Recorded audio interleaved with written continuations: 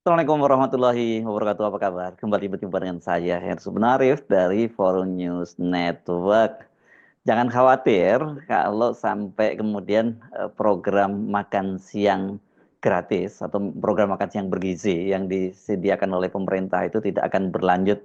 Karena seperti dikatakan oleh Menko Pangan, kan Zulkifli Hasan, dana 71 triliun itu, anggaran 71 triliun itu hanya cukup sampai bulan Juni atau pertengahan tahun ini. Nah sekarang pemerintah itu rupanya sudah dapat jalan keluarnya. Sinyal itu dari disampaikan oleh Presiden Prabowo ketika dia menyampaikan pidatonya pada Munas Kadin yang berlangsung kemarin. Bersama dengan itu, Wakil Menteri Keuangan Mas Jiwandono yang juga keponakannya Pak Prabowo menyatakan bahwa anggaran infrastruktur itu akan dipangkas dan kemudian dananya dialihkan ke makan siang gratis. Ini sesuai dengan visi yang disampaikan oleh Presiden Prabowo bahwa APBN itu akan sepenuhnya untuk digunakan untuk kesejahteraan rakyat. Ini tentu saja sangat menarik karena sebelumnya kan soal kekurangan anggaran dari makan siang gratis ini jadi mengundang kehebohan ketika Ketua DPD Sultan Najamuddin itu mengusulkan agar dibiayai dari dana zakat. Selain itu dia juga mengusulkan agar rakyat itu untuk patungan ya, untuk membantu pemerintah dalam menangani ini soal makan siang gratis, program makan siang gratis itu.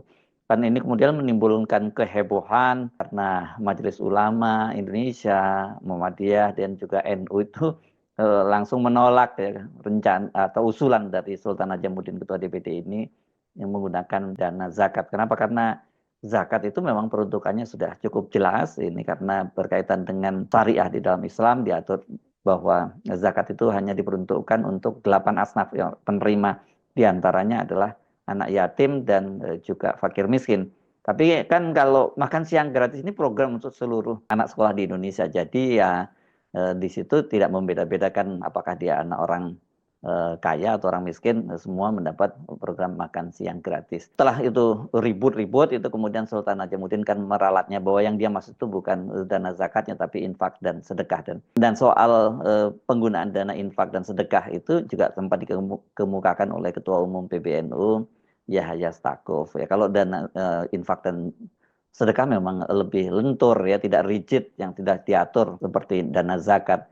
Dan soal penggunaan dana zakat itu rupanya sampai mengundang juga pernyataan dari istana ya, karena ini menimbulkan kontroversi yang luar biasa. KSP atau Kepala Staf Presiden AM Putranto itu menyatakan bahwa itu ide itu sangat memalukan kata dia, dan itu bukan gaya kami. Gaya kami itu maksudnya adalah gaya pemerintahnya Prabowo, dan itu ternyata benar seperti yang disampaikan itu akhirnya bahwa yang dipangkas ini program infrastruktur. Makin banyak dong ya program-program andalan di era Pak Jokowi itu yang dihilangkan atau dihapus di eranya Pak Prabowo ini.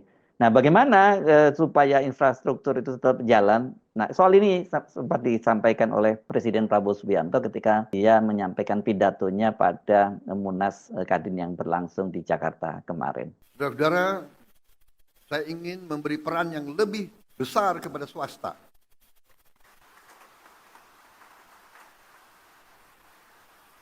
Ada yang mengatakan saya menghentikan proyek-proyek infrastruktur. Tidak benar, saya tidak menghentikan. Saya merubah. Infrastruktur akan sebagian besar saya serahkan kepada swasta untuk membangun. Swasta lebih efisien, swasta lebih inovatif, swasta lebih pengalaman, saudara-saudara sekalian. Jadi nanti jalan tol, pelabuhan, bandara, saya serahkan swasta, silakan bergerak semuanya.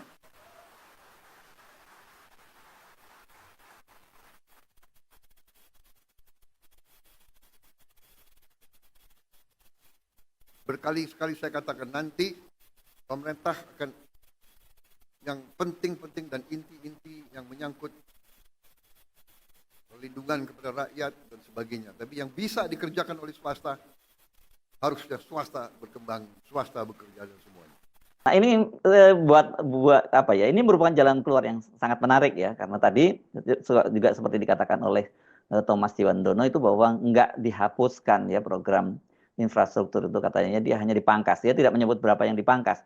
Tapi kalau dari penjelasan Pak Prabowo tadi itu clear ya bahwa infrastruktur nanti itu sepenuhnya akan diserahkan pada swasta. Dengan kebijakan ini setidaknya dua hal yang dilakukan oleh Presiden Prabowo, atau malah tiga hal ya sebenarnya. Yang pertama, dia sudah mendapatkan jalan keluar untuk mengatasi kekurangan anggaran makan siang gratis dengan mengalihkan anggaran infrastruktur. Yang kedua itu ini sekarang memberi peran swasta dalam pembangunan infrastruktur yang selama ini dalam eranya Pak Jokowi itu selalu dikeluhkan karena dimonopoli sepenuhnya oleh BUMN, terutama BUMN karya. Dan yang ketiga ini semakin menunjukkan paradigma dari pemerintahan Prabowo yang sangat berbeda dengan pemerintahannya Jokowi. Mari kita bahas satu persatu ya. Dari sisi infrastruktur itu memang sekarang ini banyak sekali di eranya Pak Jokowi itu yang terlalu mengagung-agungkan infrastruktur kan kemudian menjadikan infrastruktur itu sebagai proyek-proyek yang mangkrak dan itu artinya membebani negara. Yang terlihat sekali menurut jalan tol ya.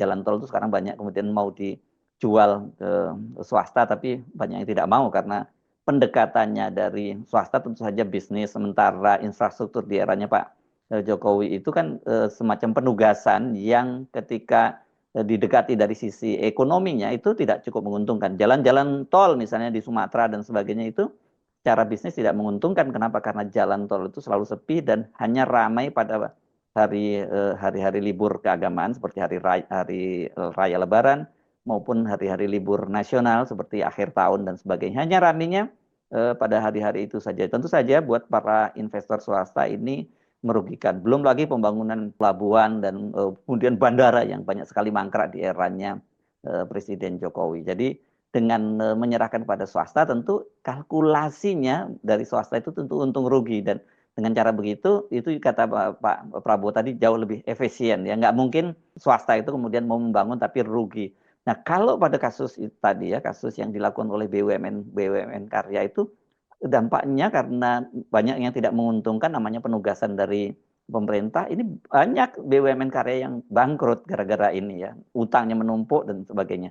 Jadi satu soal dibereskan oleh Pak Prabowo. Yang kedua, ini soal swasta yang selama ini selalu menjerit itu karena proyek-proyek infrastruktur itu sepenuhnya dimonopoli oleh BUMN.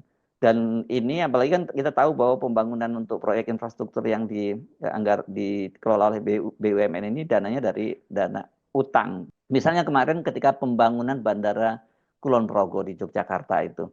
Ketika lelang itu 10 perusahaan yang diundang itu semuanya adalah BUMN, tidak ada perusahaan swasta. Banyak kasus yang lain-lain semacam itu. Jadi kemudian banyak sekali perusahaan-perusahaan terutama kontraktor swasta itu yang bangkrut karena ya semuanya dimonopoli oleh BUMN. Nah, persoalannya buat BUMN ini selain memonopoli, mereka cara mengelolanya juga nggak efisien. Ya karena berdasarkan data-data misalnya dari PPATK, terutama misalnya kalau PPATK menyebut di proyek strategis nasional yang disebutkan bahwa sekitar 66,67% kalau tidak salah angkanya seperti itu proyek anggaran dari PSN itu masuk ke kantong para politisi dan masuk ke kantong aparatur sipil negara. Udah tahu lah tadi Pak Prabowo juga dalam pidatonya juga menyatakan dia udah tahu lah akal-akalan dari di negara ini ya. Coba kita dengar lagi ya yang pidato Pak Prabowo yang menyinggung soal akal-akalan tuh ya. Saya paham banyak yang tidak percaya bahwa ini bisa tercapai.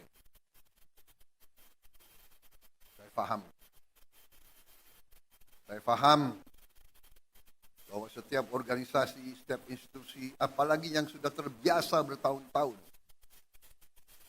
dengan praktek-praktek tidak efisien, pemborosan, akan berusaha untuk mengakal-akalin pimpinan. Saudara-saudara, sudah saya katakan berkali-kali, saya sudah lama jadi orang Indonesia. Teknik akal-akal itu semua saya paham.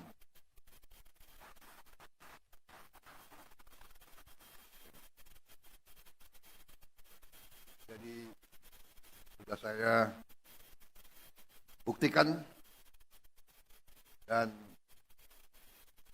Saya sekarang merasa semakin percaya, semakin yakin bahwa Indonesia mampu bangkit. Nah, Pak Prabowo tahu ya soal begini-begini ini, dan di Indonesia itu memang betul-betul rusak ya ini ya, aparatur negara ini. Saya dalam konten sebelumnya dalam soal konten mafia di peradilan, saya menyinggung yang korup itu bukan hanya para pejabatnya, para hakimnya, tapi sampai keluarganya, ya, anak istri dan sesungguhnya itu ya. Kenapa? Karena mereka juga ikut menikmati itu, dan mereka diam-diam saja udah tahu mereka itu pegawai negeri tapi kok bisa kaya raya begitu dan nggak masuk akal gitu ya. Jadi ini betul-betul rusak akal-akalannya. Ini bukan hanya akal-akalan para pejabat, tapi termasuk anak istri keluar itu dan menantunya juga ikut menikmati. Jadi rusak betul lah ini negara ini. Jadi ini juga perlu diperbaiki. Itu yang kedua ya, dari sisi monopoli dari BUMN itu. Tetapi ini juga monopoli itu dampaknya juga buruk, karena ternyata BUMN ini saya nggak tahu karena salah kelola atau karena korupsinya yang begitu besar. Kemudian banyak sekali subkontraktor atau yang dipekerjakan oleh BUMN itu kemudian nggak dibayar utangnya itu ya.